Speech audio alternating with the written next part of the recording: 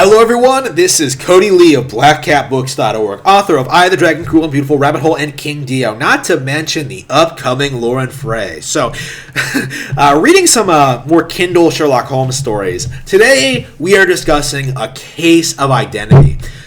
The one about the girl and her missing betrothed.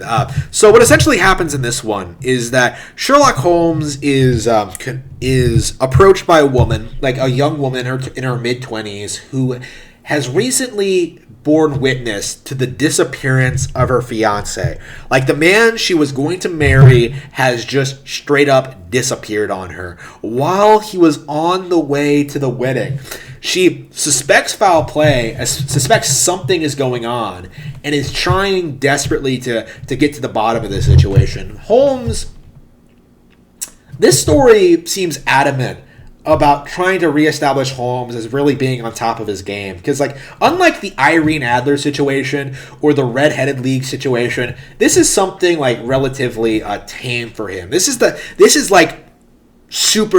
super obvious situation to him, and he kind of expresses as much, that it's not really all that unique of a situation, and it kind of isn't, honestly.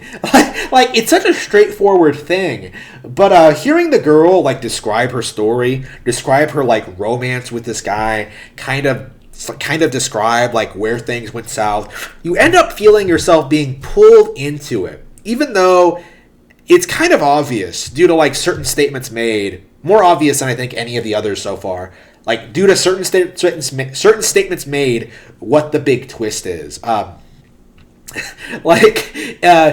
So this girl's stepfather, in order to keep her unmarried, so he can keep collecting her monthly income, like, masquerades as another dude and, like, gets her to fall in love with him, so, like, he can dump her and break her heart so she won't marry anyone else, so he doesn't lose the fucking money.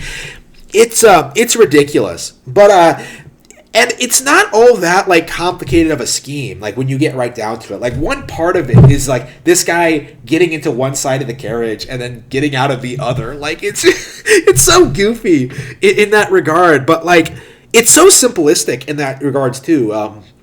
But because this is a period piece, because this is, like, 19th century London, you really, really, really feel like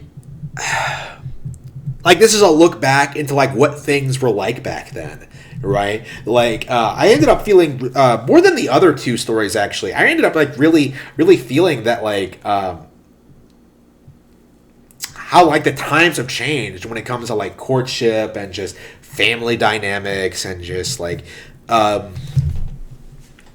and, like, how a situation like this would be handled. Like, it just felt, like, really radically different to me, like, compared to what would happen today. And as a result of that, I ended up, like, really, really appreciating it for that reason. Like, it probably wasn't that well received back in the day. I can't really speak to that, but I ended up really, really appreciating it for what it did do, right? Like, I do really appreciate it for doing what it did so well, right? Like, it's not a very complicated plot at all, but it's engaging. It keeps you invested, and, like, even if you see the twist coming, you still end up feeling a little bit like, wow, that was I saw it coming. Like, I managed to figure it out. I could be a detective as good and smart as Sherlock Holmes, maybe. It's a nice little,